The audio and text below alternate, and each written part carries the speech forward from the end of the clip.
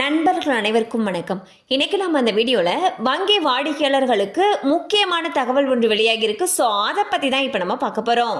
கடந்த சில மாதங்களில் தங்கத்துடைய விலை வரலாறு காணாத உச்சத்தை எட்டியுள்ளது.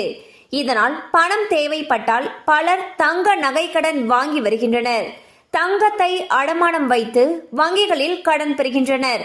இருப்பினும் தனிநபர் கடன் வட்டி விகிதங்களுடன் ஒப்பிடும் பொழுது தங்க நகை கடன் வட்டி விகிதம் மிகவும் குறைவு.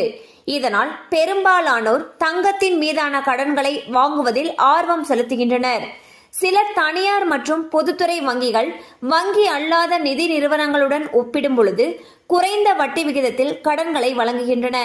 அவற்றில் இந்தியன் வங்கியின் தங்க நகை கடன் மற்றும் விவசாய கடன் 8.8% உள்ளது. மிகப்பெரிய பொதுத்துறை வங்கியான பாரத் ஸ்டேட் வங்கியில் தனிநபர் தங்க நகை கடனுக்கான வட்டி விகிதமானது 8.5% தொடங்குகிறது. இதுவே மிகப்பெரிய தனியார் துறை வங்கியான HDFC வங்கி தங்க நகை கடனுக்கான வட்டி விகிதங்களை 9.3% முதல் வழங்குகிறது. இருப்பினும் ICICI வங்கியில் தங்க நகை கடனுக்கான வட்டி விகிதம் 9.25% முதல் வழங்குகிறது. கனரா வங்கியில் தங்க கடனுக்கான வட்டி விகிதமானது 9.25% உள்ளது. தற்பொழுது நகை கடன்களை EMI முறையில் செலுத்தும் வசதியும் கொண்டு வரப்பட்டிருப்பதாக தகவல்கள் தெரிவிக்கின்றன.